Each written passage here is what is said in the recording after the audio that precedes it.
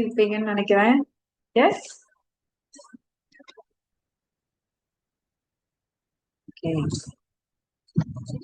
இன்னைக்கு நம்ம கொஞ்சம் டிஃப்ரெண்டான கண்டென்ட் தான் பார்க்க போறோம். சரிங்களா? எப்பவுமே ரெகுலரா சொல்லி கொடுக்குற கண்டென்ட் இல்லாம கொஞ்சம் வித்தியாசமா இன்னைக்கு சில விஷயங்கள் சொல்லி கொடுக்கலாம்னு ஒரு ஐடியால இருக்கேன். And more over this session will be continued in further time period. இதே மாதிரி பல விஷயங்கள் புதுசா நம்ம ஆட் பண்ணிக்கிட்டே போகதான் போறோம் நம்மளோட செஷன்ஸ். சரி, இப்ப ஃபர்ஸ்ட் நம்மளோட இன்னைக்கு டாபிக் என்னன்னு பார்க்கலாமா? Let me tell you something about tourism. Tourism அப்படின்னாலே உங்களுக்கு என்ன தோணுது? Tell me. டூரிசம்னா உங்களுக்கு என்ன தோணுது? What is the level of tourism in India? Is India a hub of tourism? என்ன பதில் சொல்லாம இருக்கீங்க? இந்தியா டூரிசமோட ஹப்பா இல்லையா?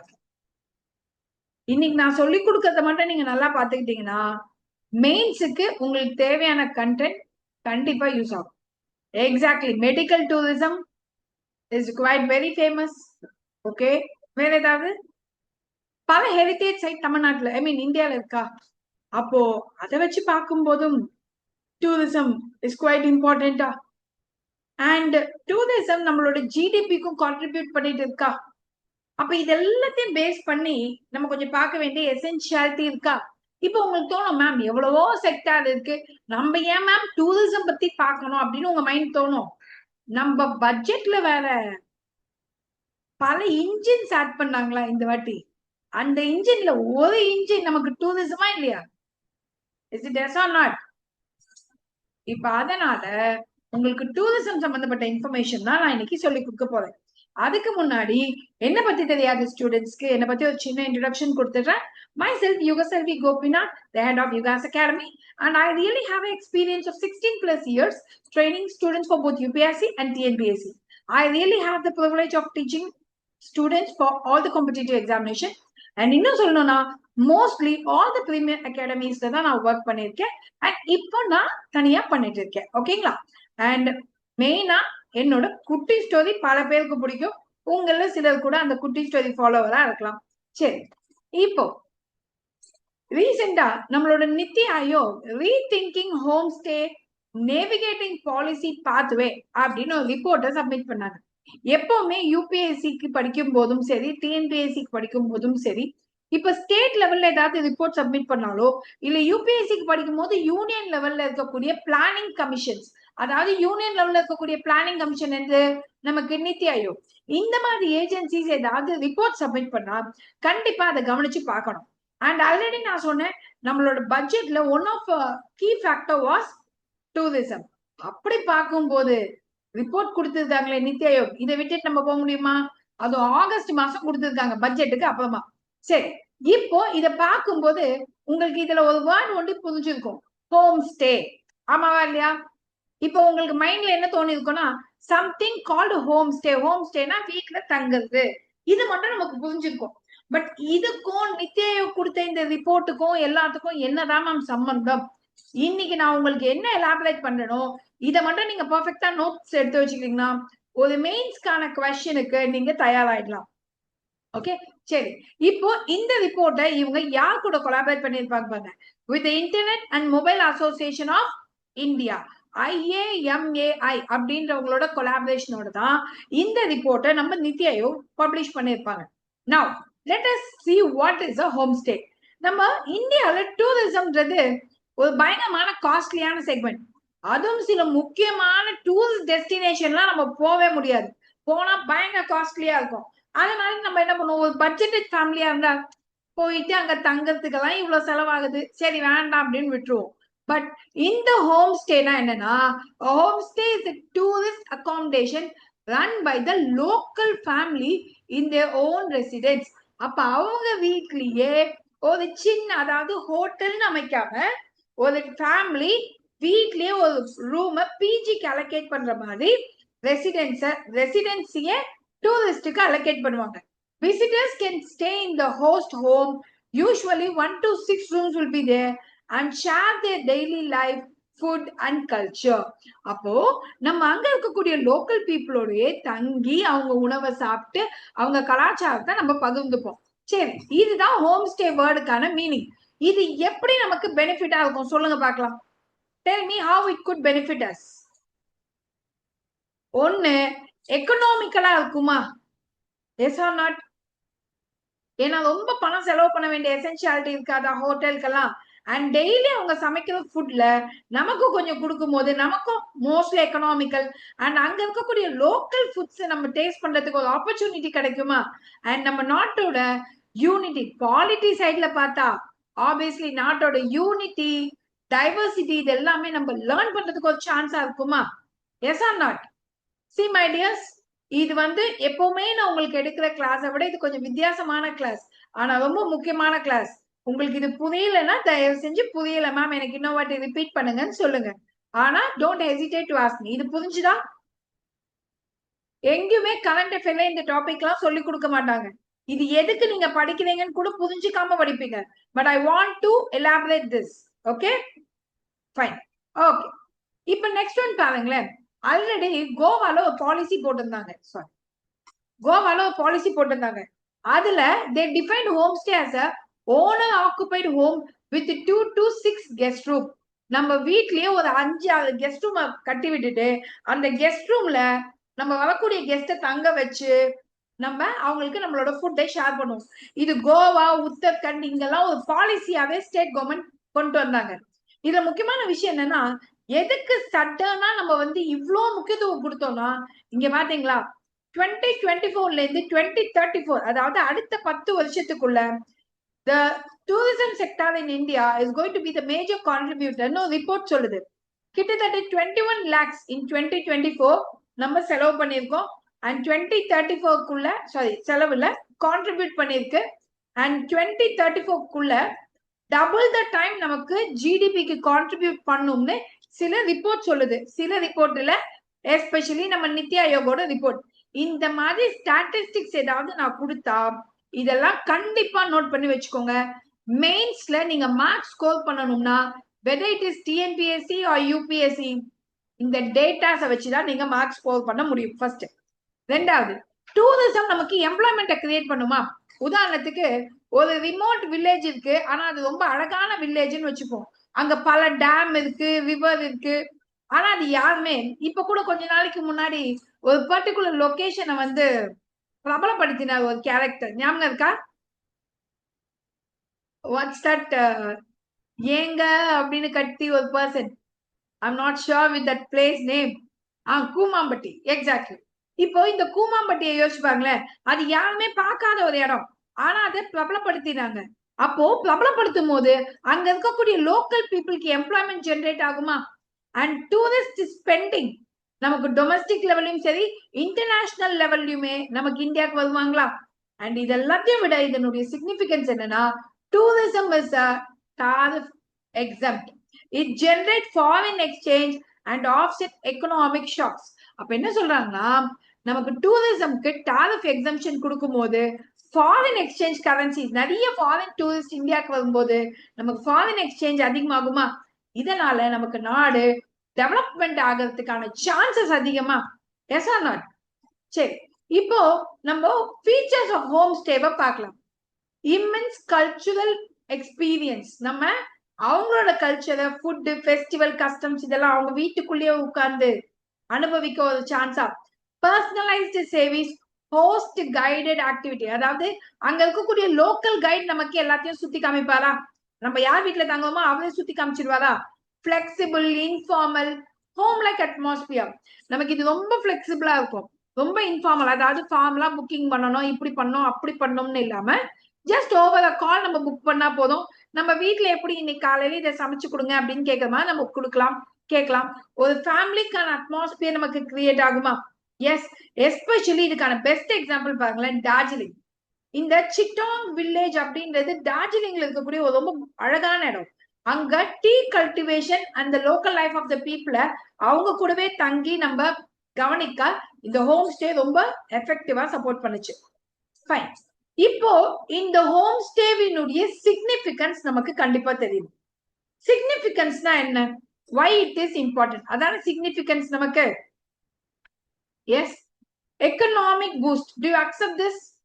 As I said, அங்க இருக்கக்கூடிய local trade நமக்கு பலப்படுமா? நெக்ஸ்ட், அப்போ லோக்கல் ட்ரேட் பலப்படும் போது அங்க பிலோ பாவர்ட்டி லைன்ல இருக்கக்கூடியவங்களுக்கு ஒரு எக்கனாமிக் ஆக்டிவிட்டியில ஈடுபடும் போது அவங்களோட பாவர்ட்டி இராடிகேட் ஆகுமா? Accommodation gap. பல டூரிஸ்ட் ஸ்பாட் பாத்தீங்கன்னா போதிய அளவுக்கு அகாமடேஷன் இல்லாததுனால அங்க நம்ம வந்து இந்த பீக் ஹவர்ஸ்ல எல்லாம் போவே முடியாது, ரொம்ப காஸ்ட்லியா இருக்கும். அப்ப அந்த கேப் இது ஃபில் பண்ணுமா? Women empowerment. இதனால பல விமன் கிடையாது. போன் கேட்காது. போன் கேட்கறது தப்புதான். ஐ டு அண்டர்ஸ்டாண்ட். எல்லா வீட்லயும் இதே பஞ்சாயத்து தான். What to to? ஹோஸ்ட் கொஞ்சம் அவங்கள மியூட் பண்ணுங்க, என்னால மியூட் பண்ண முடியல. Okay, good evening Shanmugapriya. Okay, so இப்ப விமன் எம்பவர்மெண்ட் பொறுத்த வரைக்கும் பல பேர் இந்த ஹோம் ஸ்டேனால விமன் ஆண்டர்பிரினியர்ஸா மாறி இருக்காங்களா? And curbing out migration. வேலை வாய்ப்பு இல்லாம கிராமத்துல போதிய அளவுக்கு வசதி இல்லாம அந்த ஊரை விட்டு போகக்கூடிய சூழ்நிலை கம்மி ஆகுமா? ஏன்னா நான் அந்த லோக்கல் லெவல்லயே எனக்குன்னு ஒரு வேலை வாய்ப்பை ஏற்படுத்திக்கிறேன்னா I am getting my employment right at my ஸ்பாட்டா. Then cultural preservation. ஒவ்வொரு இடத்தினுடைய கல்ச்சரை நம்ம லேர்ன் பண்ணும் போது அதை அழிக்க பழக மாட்டோமா? அதை நம்மளும் சேர்த்து பாதுகாக்க சப்போர்ட் பண்ணுவோமா? தென் சஸ்டைனபிள் டூரிசம். இன்னைக்கு வரவங்களுக்கும் டூரிசம் பலப்படுத்தி வருங்கால சங்கதியினருக்கும் நம்ம போதிய ஃபெசிலிட்டிஸ் ஏற்படுத்தி கொடுப்போமா? இது எல்லாத்தை விட லெட் மீ டெல் யூ, இந்த கல்ச்சுரல் பிரிசர்வேஷனுக்கு let me give you few example.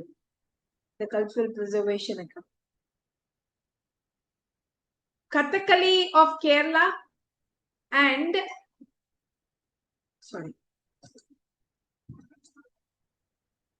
Spiti அப்படின்னு ஒரு வேலி இருக்கு, கேள்விப்பட்டிருக்கீங்களா?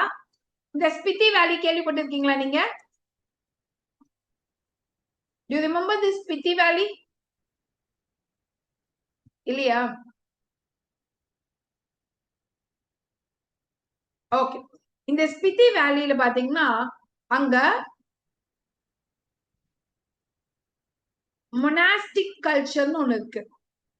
அதாவது அவங்களோட பில்டிங் கட்டுமானம், கோவில்களினுடைய வடிவங்கள், இது எல்லாமே கொஞ்சம் வித்தியாசமா இருக்கும். அதுதான் வந்து மொனாஸ்டிக் கல்ச்சர்னு சொல்லுவாங்க. இது அங்க ஒரு யூனிக்கான கல்ச்சர். ஓகே, இது ஸ்பிதி வேலி. இப்போ இங்க பாருங்களேன், அதே மாதிரி சஸ்டைனபிள் டூரிசம்னு சொன்னா இது வந்து பாத்தீங்கன்னா அதாவது ஒரு டூரிஸ்ட் ஸ்பாட் மட்டும் பலப்படாம, ஃபார் எக்ஸாம்பிள் இப்ப கேரளாவுக்கு போகணும் அப்படின்னு நம்ம நினைச்சா நம்ம என்ன சொல்லுவோம்? மூணார், வயநாடு, இப்படி சில இடங்களை தான் சொல்லுவோம். ஆனா இந்த மாதிரி ஹோம் ஸ்டே ஃபெசிலிட்டி ஏற்படும் போது நம்ம இன்டீரியர் வில்லேஜஸ்க்கும் போவோமா? அப்போ the pressure on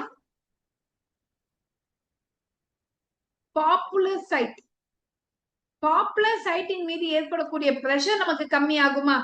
இததான் நம்ம சொல்றோம். Are you clear with this point? So interior வில்லேஜஸ்க்கு நம்ம போவோம், பிரஷர் ஆன் பாப்புலர் சைட்ஸ் நமக்கு கம்மி ஆகும். Are you clear with these points? இது வரைக்கும் புரிஞ்சுதுங்களா? இப்போ கம்யூனிட்டி இன்வால்வ்மெண்ட் எப்படி மேம் அப்படின்னு நீங்க நினைக்கலாம். இப்போ for example it encourage collective promotion. இப்போ ஒரு வில்லேஜ்ல கொஞ்சம் எக்கனாமிக் ஆக்டிவிட்டி டெவலப் ஆயிடுச்சுன்னா எல்லாரும் என்ன பண்ணுவாங்க? எல்லாரும் கடைகள் போட ஆரம்பிப்பாங்க. அதுக்கு ஒரு சங்கம் ஏற்படுத்துவாங்க. அந்த சங்கத்தின் மூலமாக அந்த லோக்கல் எக்கனாமிக் ஆக்டிவிட்டியை வந்து பலப்படுத்த ட்ரை பண்ணுவாங்க. Promotion will enhance. எக்ஸா not collective promotion. Yes, and resource sharing. இப்ப ஃபார் எக்ஸாம்பிள் ஒரு பர்டிகுலர் வில்லேஜ் வந்து டெவலப் ஆகுது, ஹோம் ஸ்டேஸ் அதிகமாகுது. இப்ப என் வீட்டுல தங்கறதுக்கு இடம் இல்லை, நான் இமீடியட்டா என்ன பண்ணுவேன்? பக்கத்துல இருக்கக்கூடிய ஹோம் ஸ்டேக்கு நானே கொடுப்பேனா ஆட்களை, என் கெஸ்ட? அப்போ இது எல்லாமே நமக்கு ஒரு யூனிட்டியை கூட பலப்படுத்துதா? Yes, I able to understand these points. Yes or not? இப்ப இந்த சிக்னிபிகன்ஸ்ல உங்களுக்கு ஏதாவது பாயிண்ட் புரியலைன்னா தயவு செஞ்சு ஃபர்ஸ்ட் கேளுங்க. ஏன்னா இது ரொம்ப முக்கியமான topics. Economic boost, poverty reduction, ஒன்னும் இல்ல, ஜஸ்ட் நான் சொன்ன இந்த பாயிண்ட்ஸ் எல்லாம் மட்டுமே நீங்க எழுதினாலே போதுமானது. இதுக்கு எல்லாத்துக்கும் 2 லைன்ஸ்ல எக்ஸ்பிளனேஷன் கொடுத்துட்டு போயிட்டே இருக்கலாம். நீங்க மெயின்ஸ் பத்தி கவலையே பட வேண்டாம். இப்ப டிஎன்பிஎஸ்சி மெயின்ஸுமே இப்படித்தான் கேட்க ஆரம்பிச்சுட்டாங்க. நீங்க நினைக்கிற மாதிரி பழைய பஞ்சாங்க மாதிரி உட்கார்ந்து நம்ம படிச்சுட்டு இருந்தாலும் வேலைக்கு ஆகாது. அதை ஃபர்ஸ்ட் நீங்க தெரிஞ்சுக்கோங்க. தட்ஸ் த ரீசன் நான் வந்து டிஎன்பிஎஸ்சி யூபிஎஸ்சின்னு வித்தியாசப்படுத்தாம சில கான்டென்ட் எல்லாம் காமனா சொல்லி கொடுத்துருக்கேன். சண்முகப்பிரியா, இது வந்து ஆக்சுவலி டூரிசம் சம்பந்தப்பட்ட ஒரு முக்கியமான ரிப்போர்ட் நித்தி ஆயோக் சப்மிட் பண்ணிருப்பாங்க. யூனியன் பட்ஜெட்ல இந்த வாட்டி tourism was spoken as one of engine. அப்போ அந்த ஆஸ்பெக்ட்ல நித்தி ஆயோக் ஆகஸ்ட் மாசம் ஒரு ரிப்போர்ட் கொடுத்திருப்பாங்க. அந்த ரிப்போர்ட் தான் இது. நான் யூடியூப்லயும் போடுறேன். முடிஞ்ச அளவுக்கு நீங்க உங்க ஃப்ரெண்ட்ஸுக்குமே ஷேர் பண்ணுங்க. சரியா? ஃபைன். இப்போ இதுக்கு என்னென்ன சேலஞ்சஸ்? எதுவா இருந்தாலும் பிரச்சனைகள் இல்லாம இருக்காது இல்லையா? அப்படி பார்த்தா என்ன பிரச்சனைகள் இதுல இருக்கு அப்படின்னா, ரெகுலேட்டரி ஹர்டில்ஸ். அதாவது ரெகுலேட்டரி ஹர்டில்ஸ் சொல்லும் போது, அதாவது இல்லீகல் ஆக்டிவிட்டிஸ் கூட இதன் மூலமாக நடக்க வாய்ப்பு இருக்கா? Yes or not? So complex approval, அந்த ஹோம் ஸ்டே நடத்துறவங்களோட சேஃப்டிக்காக நிறைய காம்ப்ளெக்ஸ் செக்யூரிட்டி சிஸ்டம் கொண்டு வரலாம். எஸ், இதெல்லாம் ஒரு regulatory hurdles. And multiplicity of policies. Government ஒரே மாதிரி பல பாலிசிஸ் கொண்டு வரும்போது அதுல ஒரு கன்ஃபியூஷன் ஏற்படும். ஃபார் எக்ஸாம்பிள், உன்னதி அப்படின்னு ஒரு ஸ்கீம் போடுவாங்க. ஒரே விஷயத்துக்கு வேற வேற நேம்ல பல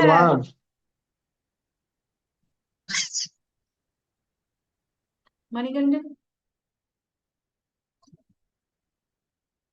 சோ பல ஸ்கீம்ஸ் போடும்போது நமக்கு கன்ஃபியூஷன்ஸ் ஏற்படும். அடுத்தது இம்ப்ளிமெண்டேஷன் இஸ் அ பாட்ல்நெக். நிறைய பேருக்கு இதை இம்ப்ளிமெண்டே பண்ண தெரியாது. அண்ட் இதை பத்தின அவேர்னஸும் கிடையாது. இந்த ட்ரைனிங்ல ஒரு கேப் இருக்கு. அதாவது இப்போ லோக்கல் கைடு இருப்பாங்க இல்லையா, இவங்களுக்கு ஒரு ஃபார்மல் ட்ரைனிங் கொடுக்கணும். இந்த ட்ரைனிங்க்கெல்லாம் நிறைய ஸ்கீம்ஸே இருக்கு. ஆனா இந்த ஸ்கீம்ஸ் பத்தி எல்லாம் யாருக்குமே தெரியாது. Okay. Infrastructure gap. Infrastructure gap என்னன்னா, நான் வீடு வச்சிருக்கேன், ஹோம் ஸ்டேன்னு நடத்துவேன். ஆனா இந்த வீட்டுக்கு போறதுக்கு ரோடு எங்க இருக்கு? மலை மேல ஏறி போகணும்னா யாராவது போய் தங்குவோமா? ரோட்ல வண்டியை விட்டு ஒரு 10 கிலோமீட்டர் மலைக்கு நடக்கணும்னா நடக்க முடியாது. அப்போ நமக்கு இன்ஃப்ராஸ்ட்ரக்சரே ஒரு கேப். Seasonal earning. அதாவது வெக்கேஷன் டைம்ல எல்லாரும் வந்து ஹோம் ஸ்டேல தங்குவாங்க. ஆனா மத்த நாள்ல எக்கனாமிக் ஆக்டிவிட்டி இருக்காது இல்லையா? இதை நம்பி நான் வந்து வாடகைக்கு விடாம உட்காந்துருப்பேன். Quality and safety issue. As I said before, இப்ப இந்த ரோடு இல்லாத பாதையில நான் நடந்து போகும்போது என்னை எது வேணாலும் அட்டாக் பண்ணலாம். அப்ப safety is also concern. Market access. இப்ப இந்த மாதிரி இன்டீரியர் வில்லேஜஸ்ல இருந்து மெயின் டவுனுக்கு வரதுக்கு பல கிலோமீட்டர்ஸ் டிராவல் பண்ணணும்னா we will not have interest in going and staying there. Vulnerability to shocks. இது என்ன மீனிங் சொல்றேன் பாருங்க.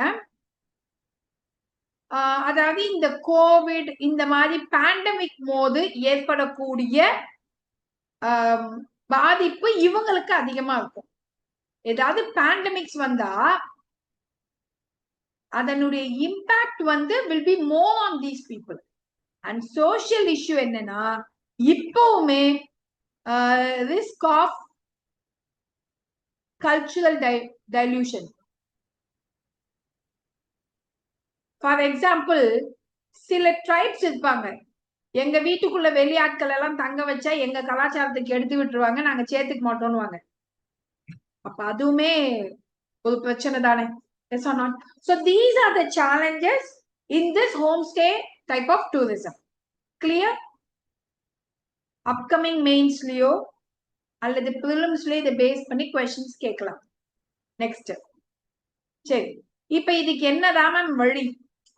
ரூல்ஸை சிம்பிளிஃபை பண்ணு. நிதினு ஒரு போர்ட்டல் கேரளா வச்சிருக்கான் பாருங்க, இதுலயே புக் பண்ணலாம். அதுக்கான சேஃப்டி ஃபீச்சர்லாம் அவனே பார்த்துக்கலாம்.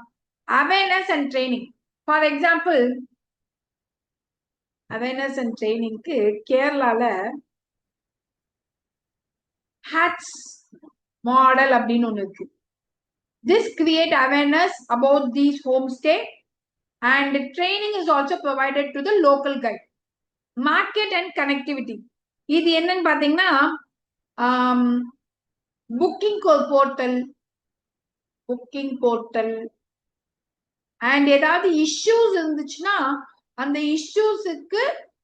இஷ்யூஸ் அட்ரஸ் பண்றதுக்கு ஒரு mechanism. Okay, PPP and community. அதாவது பிபிபின்னு சொல்லும் போது பார்ட்னர் வித் டெக்னிக், அதாவது டெக்னாலஜி ஓரியன்டட் கம்பெனியோட ஒரு பார்ட்னர்ஷிப்ல இந்த கம்யூனிட்டி இதை ரன் பண்ணும் போது it could be a success.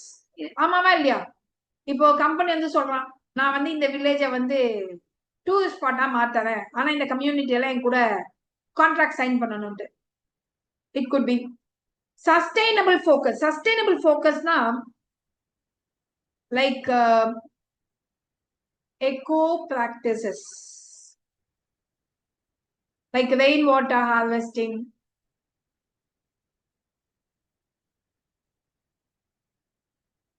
then water treatment. இந்த ஃபெசிலிட்டி எல்லாம் டெவலப் ஆகும்.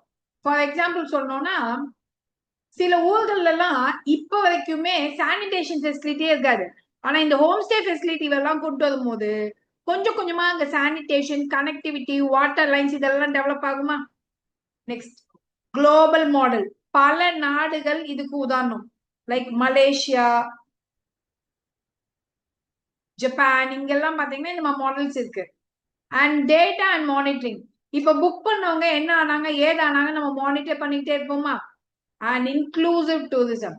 எல்லா செக்மெண்ட்டையும், ஃபார் எக்ஸாம்பிள் சாரி, இப்ப இன்க்ளூசிவ் டூரிசம் ஏன் சொல்றோம்னா விமன், ட்ரைப் எல்லாரையுமே பார்ட்டிசிபேட் பண்ண வைக்கும் போது it could B further strengthen.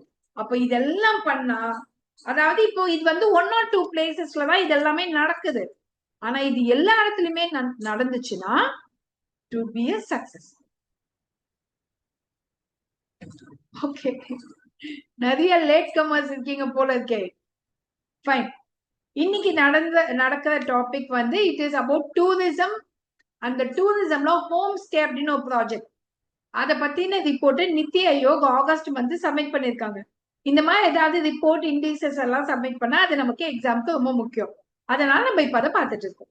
Clear Tamilselvi? Okay, டிஎன்பிஎஸ்சிக்குமே இது முக்கியம்தான். இதுக்கப்புறம் டிஎன்பிஎஸ்சி யூபிஎஸ்சின்னு பிரிச்செல்லாம் பார்க்காதீங்க, தயவு செஞ்சு சொல்லிட்டேன். அது உங்களுக்கு நல்லது. ஏன்னா யூபிஎஸ்சி மாடல்ல சில கொஸ்டின்ஸ் கேட்கலாம், இதனுடைய சேலஞ்சஸ் என்ன, வே ஃபார்வர்ட் என்னன்ட்டு. சரி, இப்ப அது புரிஞ்சுதா? இதுல ஏதாவது டவுட்ஸ் இருக்கா? இன்னைக்கு மட்டும் நம்ம ராபிட் ஃபயர் கொஞ்சம் earlier தான் நான் முடிச்சிருவேன், because I mean fasting, I have Pooja's. Okay fine. சரி, எனக்கு ஒரு விஷயம் சொல்லுங்க, இந்த டாபிக் உங்களுக்கு இன்ட்ரெஸ்டிங்கா இருந்துச்சா இல்லையா?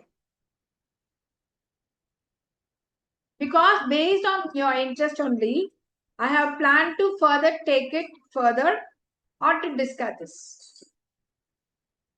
ஏன்னா பாயிண்ட் நம்பர் 1, நமக்கு இதுக்கெல்லாம் டேட்டாஸ் நீங்க தேடுறது ரொம்ப கஷ்டம். எஸ்பெஷலி இங்க பாருங்க, உங்களுக்கு நான் ஒண்ணு காமிக்கிறேன்.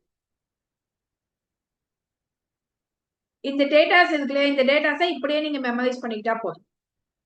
எஸ்பெஷலி இது ஜிடிபி 7.6% ஆஃப் த ஜிடிபி, இதெல்லாம் போட்டீங்கனாலே உங்களுக்கு மார்க் ஒரு லெவல் அப்படி போயிட்டு வரும் நமக்கு. புரியுதுங்களா? அண்ட் எல்லாத்துக்கும் தேவையான எக்ஸாம்பிள்ஸ் நான் கொடுத்துருக்கேன். ஆக்சுவலி இன்னமும் நான் நிறைய பிளான் பண்ணேன் டூரிசம் பத்தி. இன்னும் சில ஸ்கீம்ஸ், அதாவது இந்தியால டூரிசம் பத்தி என்னென்ன ஸ்கீம்ஸ் கொண்டு வந்திருக்காங்கன்னு இருக்கு. அதை நான் கண்டிப்பா அடுத்த ராபிட் ஃபயர்ல நான் டூரிசம் சம்பந்தப்பட்ட ஸ்கீம்ஸ், நீங்க ஆனா அதுக்கு முன்னாடி இதை ஒரு வாட்டி பார்த்து வச்சுக்கோங்க, நோட்ஸ் எடுத்து வச்சுக்கோங்க. அடுத்த கிளாஸ்ல நான் அந்த டூரிசம் ஸ்கீம் கொடுக்கும்போது ஒரு கனெக்டிவிட்டி உங்களுக்கு கரெக்டா வந்துடும். ஓகே சரி, இப்போ பிரியாம்பிள் பத்தி ஒரு கொஸ்டின் பார்க்கலாமா? Preamble to the Constitution of India is a part of the Constitution but has no legal effect, not a part of the Constitution, no legal effect either, a part of the Constitution and has the same legal effect, a part of the Constitution but no legal effect. இப்போ இதுல எது ஆன்சர்னு நீங்க தான் எனக்கு சொல்லணும்.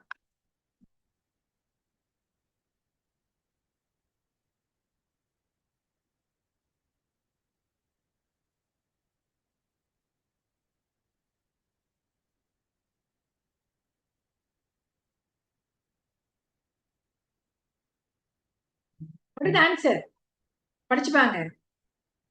தமிழ்ல கான்ஸ்டிடியூஷனின் ஒரு அங்கம் தான் சட்ட வழிமுறைகள் கிடையாது. கான்ஸ்டிடியூஷனின் அங்கம் கிடையாது, ஆதலால் சட்ட அந்தஸ்தும் கிடையாது. கான்ஸ்டிடியூஷனின் அங்கம்தான், ஆதலால் சட்ட நிபந்தனைகள் உண்டு. கான்ஸ்டிடியூஷனின் அங்கம்தான், ஆனால் சட்ட அந்தஸ்து தனியாக மற்ற பகுதிகளுக்கு கிடையாது.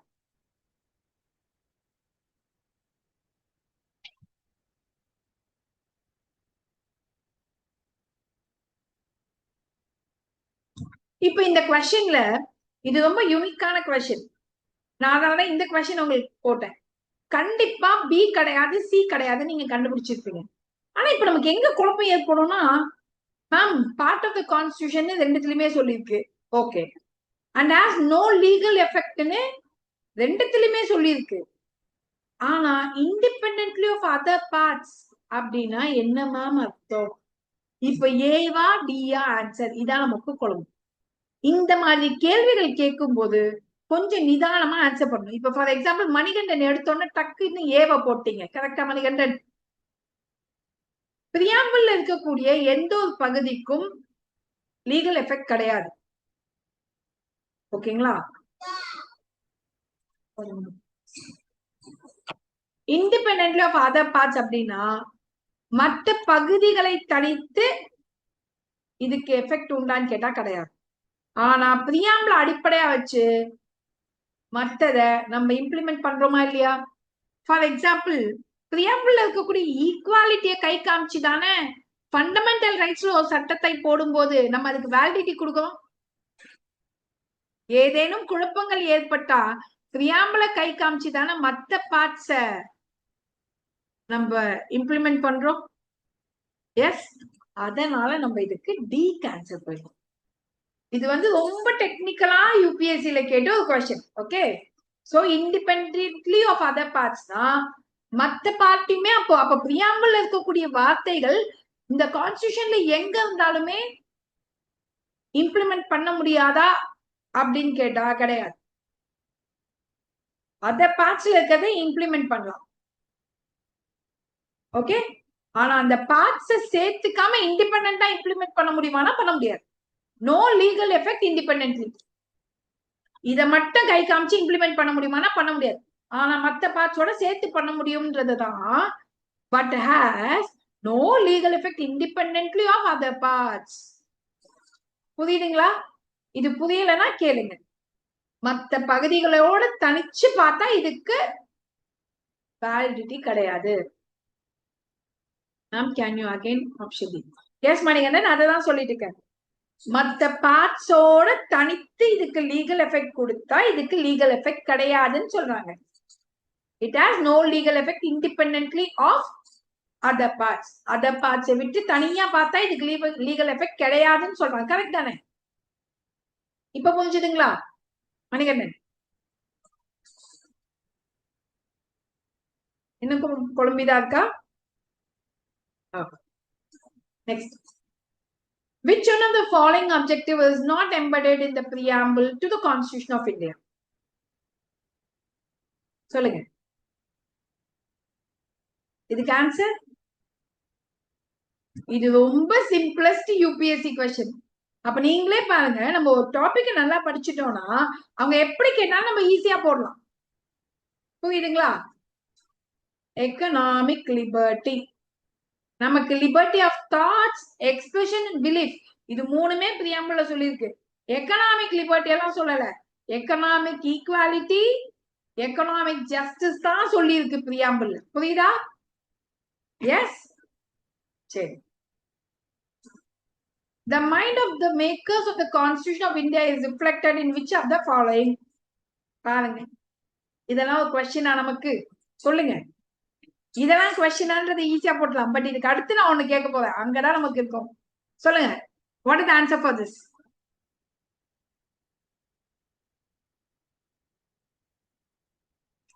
சிம்பிளான விஷயம். ஜாதகம்னு கேட்டாலும் இதுதான், பிலாசபின்னு கேட்டாலும் இதுதான், ஆப்ஜெக்டிவ் எதுல சொல்லியிருக்குன்னு கேட்டாலும் இதுதான். ஓகே, ஆப்ஜெக்டிவ், பிலாசபி, வேற என்னென்ன சொல்லலாம், நேச்சர் ஆஃப் கான்ஸ்டிடியூஷன் எதுல சொல்லியிருக்குனாலும் இதேதான், பிரியாம்பிள் தான் ஆன்சர். சரிங்களா? Next, economic justice are one of the objective of Indian constitution and has been provided in which of the following? Economic justice preamble, அதாவது Indian கான்ஸ்டிடியூஷன்ல எதுல சொல்லியிருக்குன்னு கேக்குறாங்க. இப்பதான் எக்கனாமிக் ஜஸ்டிஸ் பத்தி நான் சொன்னேன்.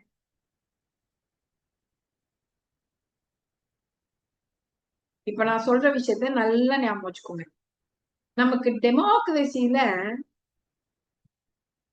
சோசியல், பொலிட்டிக்கல், எக்கனாமிக்னு 3 வகையான டெமோக்ரஸி இருக்கு. இந்த பொலிட்டிக்கல் டெமோக்ரஸி ஃபண்டமெண்டல் ரைட்ஸ்ல இருக்கும். ஆனா எக்கனாமிக் அண்ட் சோசியல் டெமோக்ரஸி எதுல இருக்கும்னா டிபிஎஸ்பில. சரியா? ஆனா ஜஸ்டிஸ் பொறுத்த வரைக்கும் சோசியலா இருக்கட்டும், எக்கனாமிக்கா இருக்கட்டும், பொலிட்டிக்கலா இருக்கட்டும், எந்த ஜஸ்டிஸா இருந்தாலும் எதுல சொல்லப்பட்டிருக்குன்னா பிரியாம்பிள் அண்ட் டிபிஎஸ்பி. புரியுதா? இந்த ரெண்டுத்துலதான் சொல்லப்பட்டது. So preamble and DPSP. Okay, சரி. இப்ப இதெல்லாம் இருக்கட்டும். இப்ப நான் கேட்டது எல்லாமே பிரிலிமினரி கொஸ்டின். சோ பிரிலிமினரியில இந்த மாதிரி கொஸ்டின்ஸ் கேட்டா நீங்க ஈஸியா இப்ப ஆன்சர் பண்ணிடுவீங்க. ரொம்ப டஃப்பா நம்மள கேட்கறதா இருந்தா என்ன கேட்பான்? இதுதான் இருக்கிறதுலே ரொம்ப டஃபஸ்ட் நான் நினைக்கிறேன். 2020ல கேட்ட பிரியாம்பிள் சம்பந்தப்பட்ட ஒரு கேள்வி. சரி, இப்போ ஒரு மெயின்ஸ் கொஸ்டின் 2016 யூபிஎஸ்சி மெயின்ஸ்ல கேட்ட ஒரு question. Discuss each adjective attached to the word republic in the preamble. Are they defendable in the present circumstances? 200 வேர்ட்ல எழுதணும். சொல்லுங்க, என்ன எழுதலாம் இதுல? இப்போ உங்களுக்கு யூபிஎஸ்சி மெயின்ஸ் கொஸ்டின் மாதிரி தான் டிஎன்பிஎஸ்சி மெயின்ஸ் கொஸ்டினும் எழுதணும். ஒரு இன்ட்ரோ கொடுக்கணும், ஒரு பாடி அண்ட் ஒரு கன்க்ளூஷன். சரியா? சோ இன்னைக்குல இருந்து நான் ஒவ்வொரு ராபிட் ஃபயர்லயும் ஒரு மெயின்ஸ் கொஸ்டின் நான் சொல்லி கொடுப்பேன். இந்த மெயின்ஸ் கொஸ்டினை நீங்க எழுதி பிராக்டிஸ் பண்ணி எனக்கு அனுப்பணும் அப்படின்னு நினைச்சீங்கன்னா நான் இதை எக்ஸ்பிளைன் பண்ணோன்னு நீங்க பார்க்காம எழுதி ட்ரை பண்ணுங்க. ட்ரை பண்ணி என்னோட டெலிகிராமுக்கு அனுப்புங்க. சரிங்களா? என்னோட டெலிகிராம் ஐடி தெரியும் இல்லையா? யுகசெல்வி கோபிநாத்ன்ற சேனல்லயே போஸ்ட் பண்ணுங்க. ஒவ்வொருத்தரையும் நான் பார்த்து வேலிடேட் பண்ணி நான் உங்களுக்கு ரிப்ளை பண்ணேன். ஓகே, சரி. இப்ப ஃபர்ஸ்ட் இதை நம்ம டிஸ்கஸ் பண்ணலாம்.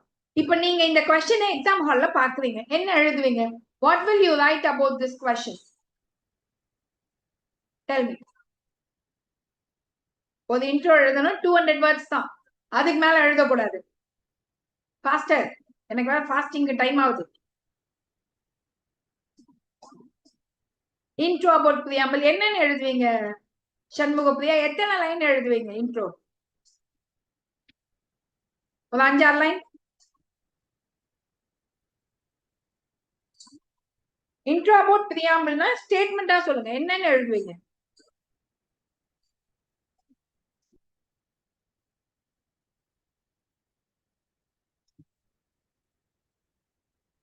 என்ன அமைதியா இருக்கீங்க? இந்த கொஸ்டினை பார்த்தா 20 வேர்டு யோசிக்க வர மாட்டேங்குது. ஒன்னும் பிரச்சனை இல்லை. சி மை டியர்ஸ், ஒவ்வொரு ராபிட் ஃபயர்லயும் நான் இன்னில இருந்து ஒரு மெயின்ஸ் கொஸ்டின் நான் உங்களுக்கு சால்வ் பண்ணுவேன். 100 கொஸ்டின் நான் சால்வ் பண்ணி முடிச்சோன்னே 101வது கொஸ்டின் நீங்க தன்னால சால்வ் பண்ணுவீங்க. கவலைப்படாது. புரியுதா? ஆனா ரெகுலரா நீங்க அட்டென்ட் பண்ணாதான் முடியும். ஃபேஸ் ஆஃப் த கான்ஸ்டிடியூஷன் சொல்லுவீங்க.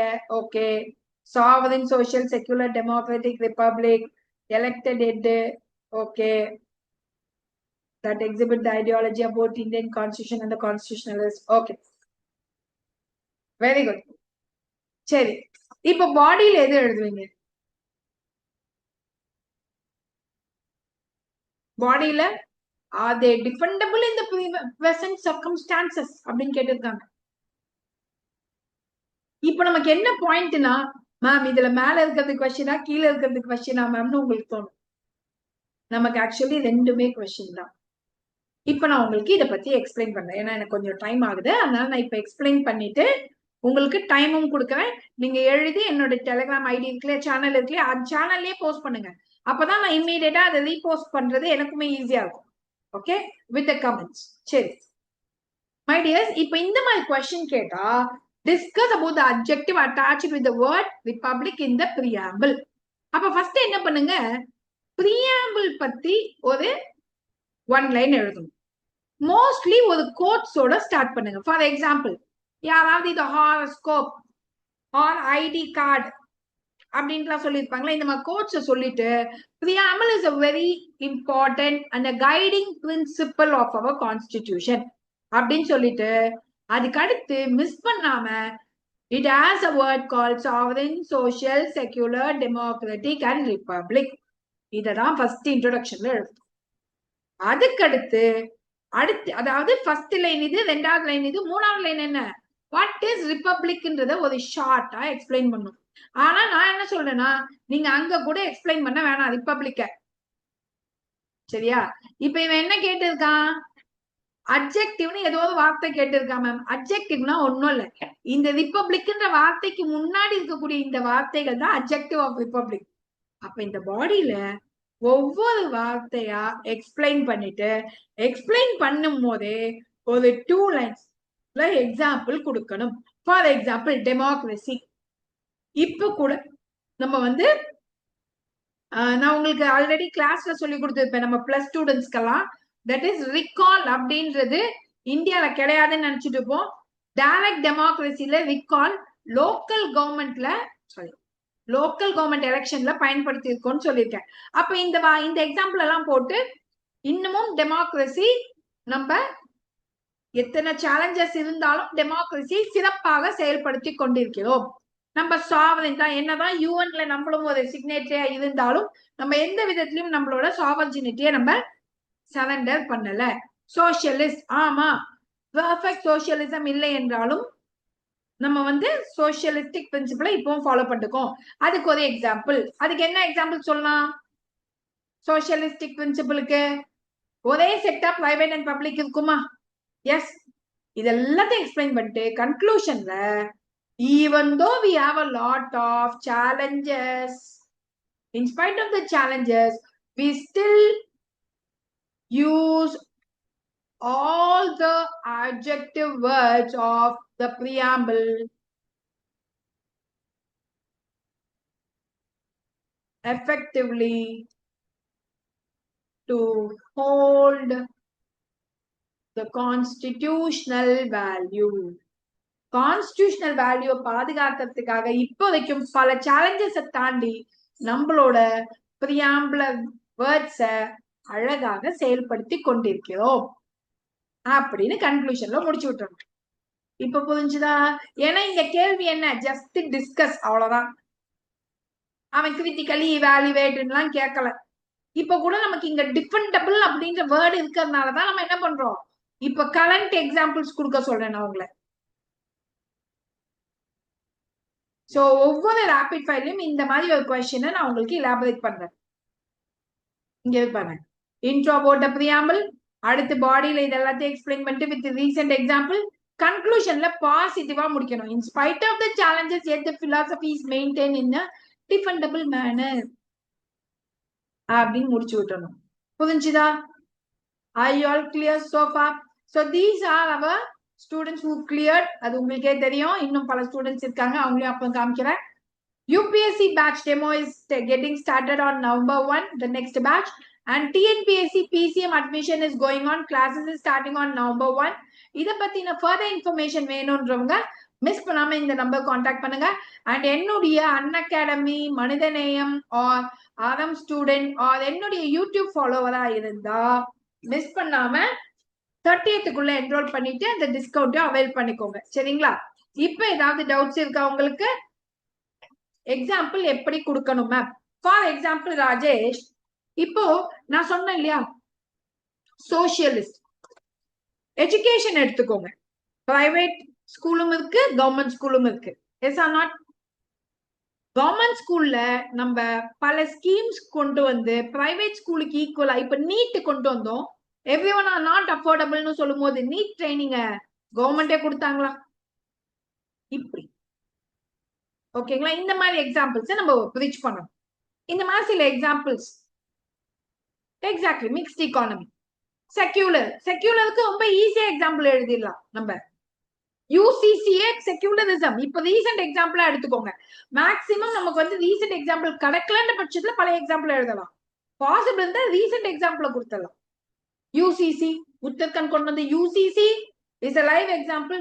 எவ்வளவு சேலஞ்சஸ் இருந்தது யூசிசி கொண்டு வர, அதை தாண்டியும் நம்ம யூசிசி கொண்டு வந்தோம்ல. எஸ், இதெல்லாம் எக்ஸ்பிளைன். இப்ப புரிஞ்சுதா? இந்த மாதிரி பாலிட்டி மெயின்ஸ் கொஸ்டின் நான் ஒரு 100 கொஸ்டின் நான் உங்களுக்கு சால்வ் பண்ணேன். அதுக்கப்புறம் ஆட்டோமேட்டிக்கா நீங்க 101வது கொஸ்டின் பிக்கப் ஆயிடுவீங்க. அண்ட் பிளஸ் ஸ்டூடெண்ட்ஸ், நீங்க ஆல்ரெடி நான் உங்களுக்கு நோட்ஸ் கொடுத்துருக்கேன். நம்ம நோட்ஸை நல்லா படிச்சுட்டு அதுக்கப்புறமா இந்த கொஸ்டினை எழுதி எனக்கு அனுப்புங்க. Both TNPSC and UPSC. TNPSC students இன்னும் உங்களுக்கு ஸ்டார்ட் ஆகல. ஸ்டார்ட் பண்ணும்போது நான் சொல்றேன். யூபிஎஸ்சி பிரிலிமினரி ஸ்டூடெண்ட்ஸ் ஆல்ரெடி நம்ம கிட்ட இருக்கக்கூடிய நோட்ஸை வச்சு பிரிலிம்ஸ் நோட்ஸ் இப்ப எவ்வளவு பலமான நோட்ஸ்ன்றது இப்ப உங்களுக்கு புரியும். படிச்சுட்டு இந்த மெயின்ஸ் கொஸ்டின் ட்ரை பண்ணி எனக்கு சென்ட் பண்ணுங்க. சரிங்களா? யூபிஎஸ்சி ஸ்டூடெண்ட்ஸ், நம்மளோட பிளஸ் ஸ்டூடெண்ட்ஸ் நீங்க நம்ம குரூப்லயே போஸ்ட் பண்ணலாம். அப்படின்னா சேனல்லே போஸ்ட் பண்ணுங்க, பரவாயில்ல, கன்ஃபியூஷன் வேண்டாம். யுகசெல்வி கோபிநாத்ன்ற என்னுடைய சேனல்லே போஸ்ட் பண்ணுங்க. உங்கள யாருக்காவது அந்த லிங்க் வேணும் அப்படின்னா என்கிட்ட கேளுங்க. நம்ம சேனல் லிங்க் தெரியாது, ஐ எம் நியூ ஸ்டூடெண்ட் அப்படின்னா லிங்க் கேளுங்க. உங்க ஃப்ரெண்ட்ஸ்க்கும் முடிஞ்ச அளவுக்கு போடுங்க. ரேபிட் ஃபயர் யூடியூப்ல நான் அப்லோட் பண்றேன். உங்க ஃப்ரெண்ட்ஸ் யாராவது மிஸ் பண்ணாங்கன்னா ஷேர் பண்ணுங்க. Okay, thank you, have a great day. இன்னைக்கு மட்டும் நான் கொஞ்சம் சீக்கிரம் லீவ் ஆகுறேன். ஸோ இதுக்கப்புறம் எல்லா கிளாஸ்லயுமே ஒரு கரண்ட் அஃபேர் கான்டென்ட் எக்ஸ்பிளைன் பண்ணிட்டு 5 preliminary கொஸ்டின் பார்த்துட்டு ஒரு மெயின்ஸ் கொஸ்டின் நான் எக்ஸ்பிளைன் பண்ணுவேன். So that this will give you complete fulfilment of a rapid fire. Okay, நம்ம வேகமா எல்லாத்தையுமே பார்க்கலாம். ஒரு கண்டென்ட், ஒரு prelims question exploration and a mains question exploration. Are you happy with this? Are you okay with this approach or you want the older one? இது உங்களுக்கு ஓகேயா?